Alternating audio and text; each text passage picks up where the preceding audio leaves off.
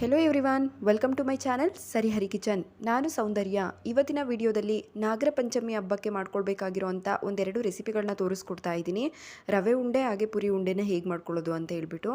ಅದರಲ್ಲಿ ಮೊದಲನೆಯದಾಗಿ ಇವಾಗ ರವೆ ಉಂಡೆ ಹೇಗೆ ಮಾಡೋದು ಅಂತ ನೋಡೋಣ. ಮೊದಲಿಗೆ ಇಲ್ಲಿ ಒಂದು ಕಡಾಯಿಗೆ 1 ಟೇಬಲ್ ಸ್ಪೂನ್ ಆಗುವಷ್ಟು ತುಪ್ಪನ ಹಾಕ್ಕೊಳ್ತಾ ಇದ್ದೀನಿ. ತುಪ್ಪ ಚೆನ್ನಾಗಿ ಬಿಸಿಯಾದ ನಂತರ ಮನೇಲಿ ಯಾವ ಡ್ರೈ ಫ್ರೂಟ್ಸ್ ಇರುತ್ತೋ ಅದನ್ನೇ ಸೇರಿಸ್ಕೊಳ್ಬೋದು.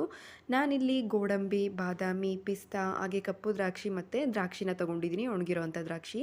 ಇಷ್ಟನ್ನು ಕೂಡ ಹಾಕಿ ಸ್ವಲ್ಪ ಫ್ರೈ ಮಾಡ್ಕೊಳ್ಬೇಕಾಗುತ್ತೆ. 2-3 ನಿಮಿಷ ಚೆನ್ನಾಗಿ ಇದನ್ನು ತುಪ್ಪದಲ್ಲೇ ಮೀಡಿಯಮ್ ಉರಿ ಇಟ್ಕೊಂಡು ಫ್ರೈ ಮಾಡ್ಕೊಳ್ಬೇಕು. ನೋಡಿ, ತುಪ್ಪದಲ್ಲಿ ಇದನ್ನು ಫ್ರೈ ಮಾಡ್ಕೊಂಡಿದ್ದಾದ ನಂತರ ಇದನ್ನು ಸಪ್ರೇಟಾಗಿ ಎತ್ತಿಟ್ಕೊಳ್ಬೇಕಾಗುತ್ತೆ. ಜಾಸ್ತಿ ಸೀಸ್ಕೊಳ್ಬಾರ್ದು, ಆದರೆ ಮೀಡಿಯಮ್ ಉರಿಲಿ ಇಟ್ಬಿಟ್ಟು ಚೆನ್ನಾಗಿ ಫ್ರೈ ಮಾಡ್ಕೊಳ್ಬೇಕಾಗುತ್ತೆ. ನಂತರ ಅದೇ ತುಪ್ಪಕ್ಕೆ ಇಲ್ಲಿ 2 ಕಪ್ಪಷ್ಟು ನಾನು ಮೀಡಿಯಮ್ ರವನ ಹಾಕ್ಕೊಳ್ತಾ ಇದ್ದೀನಿ. ಅಂದರೆ ಉಪ್ಪಿಟ್ಟಿಗೆ ಬಳಸೋ ಅಂಥ ಬಾಂಬೆ ರವನ ಹಾಕ್ಕೊಳ್ತಾ ಇದ್ದೀನಿ. ಇದರಲ್ಲಿ ರವೆ ಉಂಡೆ ಮಾಡಿದ್ರೆ ನಮಗೆ ರವೆ ಉಂಡೆ ಟೇಸ್ಟ್ ಚೆನ್ನಾಗಿ ಬರುತ್ತೆ.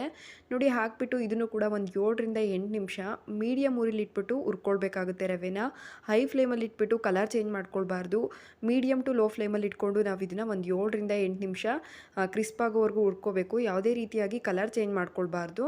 ಕಡಿಮೆ ಊರಲ್ಲಿ ಇಟ್ಬಿಟ್ಟು ಹುರ್ಕೊಳ್ಬೇಕಾಗುತ್ತೆ. ನೋಡಿ, ಇದೀಗ ಹುರಿದಿದ್ದಾಗಿದೆ. ಕಲರ್ ಕೂಡ ಸ್ವಲ್ಪನೂ ಚೇಂಜ್ ಆಗಿಲ್ಲ. ತುಪ್ಪ ಎಲ್ಲ ಇರ್ಕೊಂಡು ಡ್ರೈ ಆಗಿದೆ.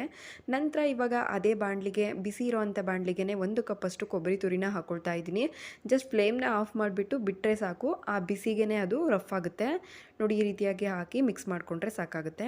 ನಂತರ ನಾವು ಫ್ರೈ ಮಾಡಿಟ್ಕೊಂಡಿರೋ ಅಂಥ ರವೆ ಜೊತೆಗೆ 1 ಕಪ್ಪಷ್ಟು ಸಕ್ಕರೆನ ಹಾಕ್ಕೊಳ್ತಾ ಇದ್ದೀನಿ. 2 ಕಪ್ಪಷ್ಟು ರವೆಗೆ 1 ಕಪ್ಪಷ್ಟು ಸಕ್ಕರೆ ಸಾಕಾಗುತ್ತೆ. ಒಂದ್ಸಲ ಮಿಕ್ಸ್ ಮಾಡಿಕೊಂಡು ಇದನ್ನು ಆಫ್ ಆ್ಯಂಡ್ ಆನ್ ಮಾಡಿ 2 ಸಲ ರುಬ್ಕೊಳ್ಬೇಕಷ್ಟೇ. ಕಂಟಿನ್ಯೂಸ್ ಆಗಿ ರುಬ್ಬಿ ಪೌಡ್ರ್ ಥರ ಮಾಡ್ಕೊಳ್ಬಾರ್ದು. ಜಸ್ಟ್ ಹಿಂಗೆ ಆಫ್ ಆ್ಯಂಡ್ ಆನ್ ಮಾಡಿಕೊಂಡ್ರೆ ಸಾಕು. ನೋಡಿ, ಈ ಒಂದು ಸ್ವಲ್ಪನೂ ಕೂಡ ರುಬ್ಬಿಲ್ಲ, ರವೆ ಥರನೇ ಇದೆ.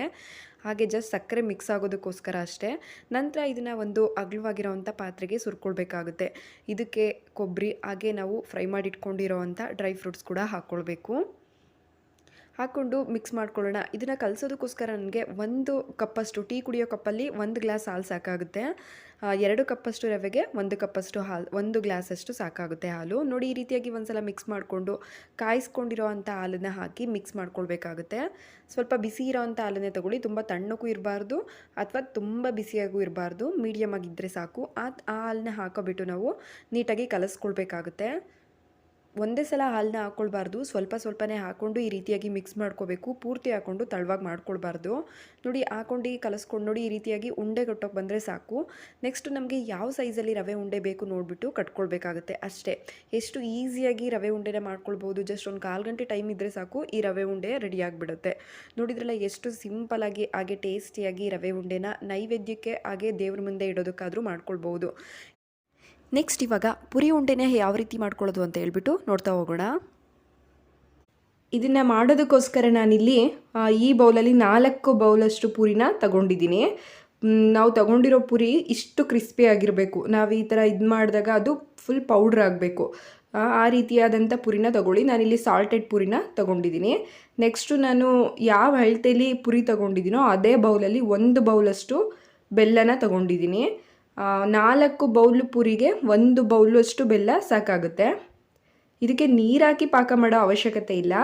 ಆದರೆ ಬೆಲ್ಲದಲ್ಲಿರೋ ಗಲೀಜನ್ನ ತೆಕ್ಕೊಳೋದಕ್ಕೋಸ್ಕರ ನಾನಿಲ್ಲಿ ಒಂದು ಅರ್ಧ ಲೋಟದಷ್ಟು ನೀರನ್ನು ಸೇರಿಸ್ಕೊಳ್ತಾ ಇದ್ದೀನಿ, ಟೀ ಲೋಟದಲ್ಲಿ.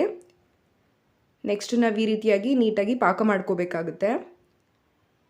ಬೆಲ್ಲದಲ್ಲಿ ಗಲೀಜು ಇದ್ದೇ ಇರುತ್ತೆ, ಅದಕ್ಕೋಸ್ಕರ ನಾವು ಇದನ್ನು ಸೋಸ್ಕೋಬೇಕಾಗುತ್ತೆ. ನೋಡಿ, ನಾನು ಈ ರೀತಿಯಾಗಿ ಬೆಲ್ಲದ ಪಾಕ ಅರ್ಧ ರೆಡಿ ಆದಾಗ ಇದನ್ನು ನಾನು ತೆಗೆದು ಸೋಸ್ಕೊಳ್ತಾ ಇದ್ದೀನಿ. ಮಣ್ಣು ಥರ ಎಲ್ಲ ಸಿಕ್ಬಿಡುತ್ತೆ, ಅದಕ್ಕೋಸ್ಕರ ನಾವು ನೀಟಾಗಿ ಬೆಲ್ಲನ ಸೋಸ್ಕೊಂಡು ಮಾಡ್ಕೋಬೇಕಾಗುತ್ತೆ. ನಾವು ಬೆಲ್ಲದಲ್ಲಿ ಯಾವುದೇ ಸ್ವೀಟ್ ಮಾಡಿದರೂ ಕೂಡ ಈ ರೀತಿಯಾಗಿ ಒಂದು ಸಲ ಸೋಸ್ಕೊಳ್ಳಿ. ಈ ರೀತಿಯಾಗಿ ಸೋಸ್ಕೊಂಡ ನಂತರ ನಾವು ಇದನ್ನು ಪಾಕನ ಒಂದು 7-8 ನಿಮಿಷ ನಾವು ಮಾಡಬೇಕಾಗುತ್ತೆ. ಈ ರೀತಿಯಾಗಿ ನೀಟಾಗಿ ಮಿಕ್ಸ್ ಮಾಡ್ಕೊಳ್ತಾ ಒಂದು 7-8 ನಿಮಿಷ ಮಾಡಬೇಕು. ಅದಾದಮೇಲೆ ಪಾಕ ರೆಡಿ ಆಗಿಬಿಡುತ್ತೆ. ಪಾಕ ರೆಡಿಯಾಗಿದೆಯಾ ಅಂತ ನಾವು ಹೇಗೆ ನೋಡೋದು ಅಂತ ಅಂದರೆ, ಈ ರೀತಿ ತಣ್ಣೀರಿಗೆ ಹಾಕಿಬಿಟ್ಟು ಅದನ್ನು ಈ ಉಂಡೆ ಕಟ್ಟಬೇಕು. ಉಂಡೆ ಸಿಗೋ ಥರ ಆಗಬೇಕು. ಅದನ್ನು ನಾವೇನಾದರೂ ಈ ಥರ ಎಸೆದ್ರೆ ಅದು ಸೌಂಡ್ ಬರಬೇಕು. ನೋಡ್ತಾ ಇದ್ದೀರಲ್ಲ, ಈ ರೀತಿಯಾಗಿ ಸೌಂಡ್ ಬರಬೇಕು. ಆಗಿದ್ದರೆ ಪಾಕ ಕರೆಕ್ಟಾಗಿ ಆಗಿದೆ ಅಂತ. ಇವಾಗ ಪಾಕ ಆಗಿದೆ. ಇದಕ್ಕೆ ನಾನು 1 ಟೇಬಲ್ ಸ್ಪೂನಷ್ಟು ತುಪ್ಪನ ಸೇರಿಸ್ಕೊಳ್ತಾ ಇದ್ದೀನಿ. ತುಪ್ಪ ಸೇರಿಸ್ಬಿಟ್ಟು ಒಂದು ಸಲ ಹೀಗೆ ಮಿಕ್ಸ್ ಮಾಡ್ಕೊಳ್ಳಿ ಸಾಕು. ನಾನಿಲ್ಲಿ ರೆಡಿ ಆಗಿರೋ ಅಂಥ ಪಾಕಕ್ಕೆ ಪೂರಿನ ಸೇರಿಸ್ಕೊಳ್ತಾ ಇದ್ದೀನಿ. ನಿಮ್ಗೇನಾದರೂ ಪೂರಿ ಮೆತ್ತಕ್ಕಿರೋ ಪೂರಿ ಆಗಿದ್ದರೆ ಅದನ್ನು ಇನ್ನೊಂದು ಬಾಣಲಿಲಿ ಸಪ್ರೇಟಾಗಿ 1 ನಿಮಿಷ ಸುಮ್ಮನೆ ಬೆಚ್ಚಗೆ ಮಾಡ್ಕೊಳ್ಳಿ. ಪೂರಿ ಯಾವಾಗಲೂ ತುಂಬ ಕ್ರಿಸ್ಪಿಯಾಗಿರಬೇಕು, ಆವಾಗಲೇ ಪೂರಿ ಉಂಡೆ ತುಂಬ ಚೆನ್ನಾಗಿ ಬರೋದು. ಮತ್ತು ಸಾಲ್ಟೆಡ್ ಪೂರಿನ ತಗೊಳ್ಳಿ. ಸಾಲ್ಟೆಡ್ ಪೂರಿನ ಹಾಕಿಬಿಟ್ಟು ಪೂರಿ ಉಂಡೆ ಮಾಡೋದ್ರಿಂದ ತುಂಬ ಟೇಸ್ಟ್ ಇನ್ನೂ ಚೆನ್ನಾಗಿರುತ್ತೆ. ಅದಕ್ಕೋಸ್ಕರ ಸಪ್ಪೆ ಪೂರಿಗಿಂತ ಸಾಲ್ಟೆಡ್ ಪೂರಿಲಿ ತುಂಬಾ ಚೆನ್ನಾಗಿ ಬರುತ್ತೆ ಪೂರಿ ಉಂಡೆ. ಈ ರೀತಿಯಾಗಿ ಪೂರಿ ಹಾಕಿದ ನಂತರ ನಾವು ಇದನ್ನು ನೀಟಾಗಿ ಮಿಕ್ಸ್ ಮಾಡ್ಕೋಬೇಕಾಗುತ್ತೆ. ಲೋ ಫ್ಲೇಮಲ್ಲಿ ಇಟ್ಕೊಂಡೆ ಮಿಕ್ಸ್ ಮಾಡ್ಕೊಳ್ಳಿ, ಅಥವಾ ಗ್ಯಾಸನ್ನು ಆಫ್ ಮಾಡಿನಾದರೂ ಮಾಡ್ಕೊಳ್ಳಿ. ನೆಕ್ಸ್ಟ್ ಇದು ತುಂಬ ಬಿಸಿ ಇರುತ್ತೆ, ಬಿಸಿ ಇರುವಾಗಲೇ ನಾವು ಕಟ್ಟಬೇಕಾಗುತ್ತೆ. ಇದನ್ನು ಹಾಗೆ ಬಿಟ್ಟರೆ ಅದು ಫುಲ್ ಟೈಟ್ ಆಗಿಬಿಡುತ್ತೆ, ಆಮೇಲೆ ಕಟ್ಟೋದಕ್ಕಾಗಲ್ಲ. ಅದಕ್ಕೋಸ್ಕರ ಈ ರೀತಿಯಾಗಿ ತಣ್ಣೀರನ್ನು ಕೈಗೆ ಸವರ್ಕೊಬಿಟ್ಟು ನಾವು ಉಂಡೆನ ಕಟ್ಕೋಬೇಕಾಗುತ್ತೆ. ನೋಡ್ತಾ ಇದ್ರಲ್ಲ, ಈ ರೀತಿಯಾಗಿ ಸುಡ್ತಾ ಇರುತ್ತೆ. ನಾವು ತಣ್ಣೀರನ್ನು ಹಾಕ್ಕೊಂಡು ಈ ರೀತಿಯಾಗಿ ಕಟ್ಟೋದ್ರಿಂದ ಕೈಗೆ ಸುಡೋದಿಲ್ಲ. ಅದಕ್ಕೋಸ್ಕರ ಸ್ವಲ್ಪ ತಣ್ಣೀರನ್ನು ಕೈಗೆ ಹಚ್ಕೋಬೇಕಾಗುತ್ತೆ. ಈ ರೀತಿಯಾಗಿ ನೀಟಾಗಿ ಉಂಡೆಗಳನ್ನ ಕಟ್ಕೊಬಿಡಿ. ಬಿಸಿ ಇದ್ದಾಗಲೇ ಕಟ್ಬಿಡಿ, ಇಲ್ಲಾಂದರೆ ಬಾಣಲಿ ಯಾವ ಶೇಪಲ್ಲಿ ಇರುತ್ತೋ ಅದೇ ಶೇಪಲ್ಲಿ ಉಳ್ಕೊಬಿಡುತ್ತೆ. ನೋಡ್ತಾ ಇದ್ರಲ್ಲ, ಈ ರೀತಿಯಾಗಿ ನಾನು ಎಲ್ಲ ಉಂಡೆಗಳನ್ನು ಕೂಡ ಕಟ್ಟಿಟ್ಕೊಂಡಿದ್ದೀನಿ. ಕೇಳಿಸ್ಕೊಳ್ಳಿ ಸೌಂಡೆ ಎಷ್ಟು ಚೆನ್ನಾಗಿ ಬರ್ತಿದೆ ಅಂತ. ಪುರಿ ಉಂಡೆ ತುಂಬಾ ಚೆನ್ನಾಗಾಗಿದೆ. ಇದನ್ನು ನಾವು ಒಂದು ಪ್ಲಾಸ್ಟಿಕ್ ಕವರ್ ಅಥವಾ ಪ್ಲಾಸ್ಟಿಕ್ ಬಾಕ್ಸ್ಗಳಲ್ಲಿ ಸ್ಟೋರ್ ಮಾಡಿಟ್ಕೋಬೋದು. ಒಂದು 15 ದಿನದವರೆಗೂ ಚೆನ್ನಾಗಿರುತ್ತೆ. ನೋಡಿದ್ರಲ್ಲ, ಈ 2 ಉಂಡೆ ರೆಸಿಪಿಗಳು ನಿಮ್ಗೆ ಇಷ್ಟ ಆಗಿದೆ ಅಂದ್ಕೊಳ್ತೀನಿ. ಇಷ್ಟ ಆಗಿದ್ರೆ ಲೈಕ್, ಶೇರ್, ಕಮೆಂಟ್ ಮಾಡೋದ್ರ ಜೊತೆಗೆ ಇನ್ನೂ ಯಾರು ನನ್ನ ಚಾನಲ್ನ ಸಬ್ಸ್ಕ್ರೈಬ್ ಮಾಡದೆ ವಿಡಿಯೋ ನೋಡ್ತಾ ಇದ್ದೀರಾ, ಪ್ಲೀಸ್ ಸಬ್ಸ್ಕ್ರೈಬ್ ಮಾಡ್ಕೊಳ್ಳಿ. Thank you for watching.